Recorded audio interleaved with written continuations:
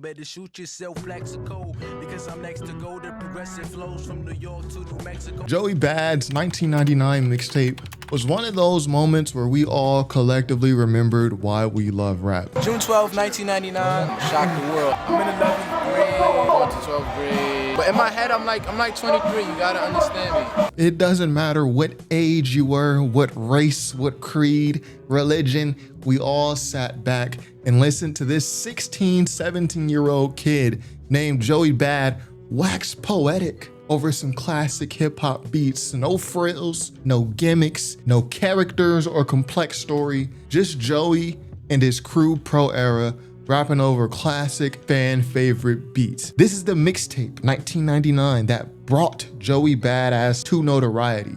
And if you're a fan of Joey, this is more than likely your favorite project by him still to this day. Hey y'all, I am a one-man show. I record, edit the video myself, create the thumbnail, everything. So hitting like and subscribe does help a bunch. Thanks so much. Back to the video. One thing about 1999 that stands out is Joey came in the game already polished. Like there was no developmental stage. At age 16, 17, Joey came in the game already with complex rhyme schemes. Like, I heard reports that it's like sexual intercourse with your thoughts when I talk about the shoes in which I walk. I mean, really, listen to these lyrics. I heard reports that it's like sexual intercourse with your thoughts when I talk about the shoes in which I walk. And I always say the mark of a great lyricist, it's not all about the internal multi-syllabic rhymes, which Joey has, by the way. It's not all about that. To me, the mark of a great lyricist is, can you take a complex concept and make it sound simple? And then can you take a simple concept and make it sound complex? Right here, Joey takes a simple concept and makes it sound complex. Basically with these two bars, Joey is saying, my rhymes are aesthetically pleasing. People like my raps. But on a song, you can say, yo, I know you like my raps. People like my raps. Or you can say, yo, I heard reports that it's like sexual intercourse with your thoughts when I talk about the shoes in which I walk. Which one you want to say? See, all he's basically saying is, yo, when I talk about my life, when I talk about the shoes in which I walk, people like it. Sexual intercourse with your thoughts. I heard reports that it's like sexual intercourse with your thoughts when I talk about the shoes in which I walk. This sounds simple to do, but it's not. It's not simple to just take some ordinary thing that everyone's already said in a rap song, which is basically, I'm a great rapper, I'm the best MC, and then to make it sound fly like this. For it is not false, nor false, that this kid from the north speaks with force support to reinforce the source. Here's another example. For it is not false, nor false, that this kid from the north speaks with forced supports of reinforced assaults. Again, he's basically saying the same thing that he already said up here. Here, he's just saying, I rap well. I rap really well. I'm from the East Coast and I rap well. You could say that, or you could say, yo, it's not faux nor false. It's the same thing. Faux, false means the same thing. That this kid from the north speaks with forced supports of reinforced assaults. So here's the multi-syllabic and internal rhyme scheme that I mentioned that he has. It's forced supports, reinforced assaults. He rhymes like two different phrases at the same time. Since 9-5, mama been working 9-5. And I know the landlord fed up with our lies. And I love these opening bars. Since 9-5, mama been working 9-5. Joey was born in 1995. So he's saying, yo, since I was born, my mom's been working super hard. But the wordplay, since 9-5, mama been working 9-5, a 9 to 5. And I know the landlord fed up with our lies. So we pray to the gods, the judges, and the Allahs to keep us safe and watch our lives. More wordplay. So we pray to the gods, the Jahs, and the Allahs to keep us safe and watch our lives. And he says all of these rhymes, Allahs, our lives, our lives, he says them all very similarly. So it almost sounds like he's saying the same thing, but he's not. Beyond just this little rhyme scheme that he's doing at the end, what he's saying is actually very potent. You get a very potent opening 4 bars that you can probably relate to. Maybe your mom worked super hard to provide for y'all and you done had to lie to the landlord about the whereabouts. They looking for the rent money, going to church, you're praying to God just, for safety. Maybe you can relate to that in your childhood. So when he's speaking just real stuff, there's like elite level wordplay right here. 9-5, mama been working 9-5. Our lives, Jahs, our lives, our lives. Like, Again, this is a kid. This is a kid doing this. This is why I say Joey Badass was a child prodigy. He came in the game already with a full skill set. And the same can be said about Joey's right-hand man, Capital STEEZ. I mean, between Joey Badass and Capital STEEZ, they had this uncanny maturity about them as teens in their raps. They sound like polished veterans. And also in terms of their social awareness. I mean, they were rapping stuff like, and half our students falling victim to the institution. Jobs are scarce since the scientific revolution. And Joey and Capital STEEZ were way ahead of their time as social progressivists, rapping stuff like, if Obama got that president election, and them PE boys about to make an intervention. And again, this is in 2012. They are way ahead of their time. I kind of like to compare Joey Badass to J. Cole in this way. Just follow me here. See, people who weren't around for J. Cole's rise from underground to stardom in 2009, they often question, like, why is J. Cole so beloved? What's the big deal about J. Cole? Why is J. Cole considered big three? It's because they don't get it. Both J. Cole and Joey Badass are similar in that the first time we heard either of these guys, they were already elite lyricists. Like we never had to sit and watch J. Cole or Joey Badass become great, or we never had to watch them slowly form into great rappers. Like they came in the rap game already averaging 20 points a game. And both Cole and Joey were all about raps. They didn't come in with a gimmick or a narrative or like these super complex themes and ideas. They were just kind of a flash from the past, guys who just could rap really well. And they became popular off of that, simply rapping well. That's why they're popular. And now you compare that to someone who came up around the same time as Joey Badass, let's say A$AP Rocky. A$AP Rocky did come in the game with the gimmick. I mean, A$AP Yams had this whole plan for how he was gonna push the A$AP mob forward. A$AP Rocky, they came in with the purple, the lean stuff, the Houston, Texas chopped and screwed lyrics. They came in with more of a gimmick, right? Not saying it's a bad thing, but then compare that to Joey, who did not have a gimmick. J. Cole did not have a gimmick. They were known specifically for their rap ability. And mind you, this is at a time in rap where trap rap, I mean, like talking about drugs and just guns and murder, trap rap is on the scene, really being popularized.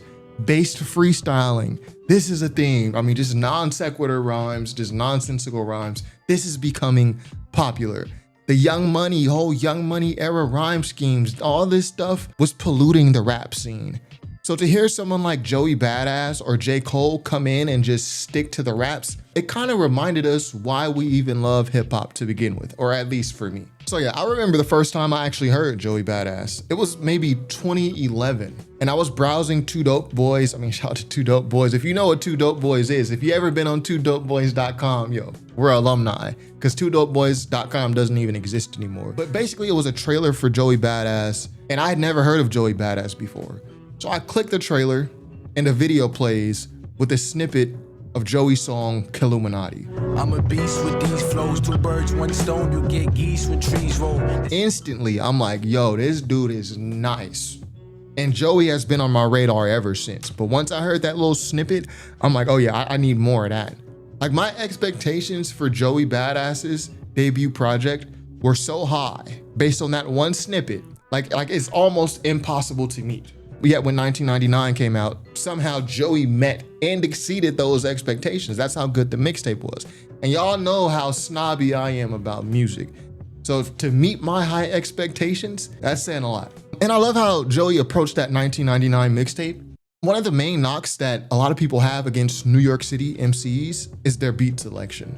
So what Joey does is go out and he selects beats from underground hip hop legends. I mean, like MF Doom, Knowledge, J Dilla, Lord Finesse, even Freddie Joe Kim. And again, I love this approach because if you dare say that the beats on 1999 are not good, it just shows that you don't know anything about underground hip hop. Like you're saying the MF Doom joint it's not a good beat. You saying the J Dilla joint not a good beat. You just sound crazy if you dare say that. And the entire 1999 mixtape feels unapologetically East Coast. And just to remind you, this is at a time, 2011, 2012, where New York rappers were kind of abandoning their traditional sound, especially the newer age New York rappers at that time, like Nicki Minaj. Vaughn was out at the time. A$AP Rocky. I mean, we mentioned A$AP Rocky. A$AP Rocky went for the Southern sound, and he was enlisting guys like Clams Casino to form his whole sound and Space Ghost Perp. Meanwhile, Joey is leaning into the East Coast traditionalism. So when you think about it in this way, 1999 is also kind of a statement mixtape as well. Joey is straight icing these classic hip hop beats. No fear. Custodians, homeless men, horny origin dudes. Browsing my laptop looking at red fallopian too. Vocabulary, right? And let's look at the rhyme schemes. He said, these bars, my rhymes, these bars is like art in the Smithsonian. These flows is for custodians, homeless men, horny OBGYN dudes, but he says OBGYN dudes browsing my laptop looking at red fallopian tubes. Red fallopian tubes. I'm erratic, mama lock me in the attic, please, till I draw on the static in my somatic anatomy. F it, I'm erratic. Mama, lock me in the attic, please, till I draw enough of there's so much rhyming in this, it's almost like a tongue twister. I can barely even read it. Mama, lock me in the attic, please, till I draw enough static in my somatic anatomy and come out imputed with fusions of blueprints and illmatics. Yo, this is called bars. This is bars. Man, Watson Compton, down the Austin, she said that office morphing to abortions without precaution. The only thing they offer dreamers is a wake in a coffin from NY to Compton down to Austin. She said that orphans morph into abortions without precaution. Follow what our people, there's too many wanna be Jordan. Too many forces thinking they can make a fortune scoring. The problem with our people is there's too many wannabe Jordans. Too many forces thinking they can make a fortune scoring. Too many wanna be actors instead of achieving the masters. At least a bachelor's, but no, too many wanna be rappers. Too many wanna be actors instead of achieving their masters, or at least a bachelor's, but no, too many wanna be rappers.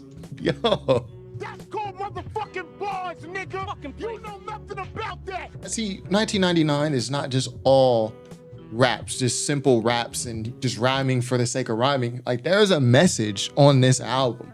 From Joey and STEEZ's social awareness, their progressivism, to Joey just talking about things that are happening in his neighborhood. There's a message, there's messaging in these songs, and this is one of those songs that has a lot of messaging on it. Mothers be jobless, so they make dollars shaking it topless. And daddy been gone, said he took off like ostrich. Mothers be jobless, so they make dollars shaking it topless. Daddy been gone, say he took off like ostrich. Since he gained knowledge, I'm keeping it with the synopsis. And shit like that make you wish you were adopted. Since he gained knowledge, I'm keeping with the synopsis. You know what this is reminding me of? Who this rhyme scheme is reminding me of as I read this? This reminds me a lot of Nas. The way Nas structured his bars, especially this verse 2. Nothing wrong with some Mary Jane. The only thing is you do it again. It ain't easy living life like this. Mind you, this is a 16, 17-year-old rapping this. And who knows how old he was when he actually wrote it. They want to burn your molecules until you let go irons. Treat beef like they let go lions. No lying. Niggas just won't let go the iron. They burn your molecules until you let go ions. Treat beef like they let go lions, so don't eye them. That's called motherfucking bars, nigga. You know nothing about that. Burn your molecules until you let go ions. So there's even an educational portion to these bars. On the block sporty, Glock 40 in the politician mouth. Niggas know what I'm about. I'm about blowing loud on the block sporty. Glock 40 in the politician mouth. I take the competition out commission with my composition. I take the competition out commission with my composition. You know, composition notebook. I take competition out commission with my composition. Who the kid spitting behind the bars like a composition.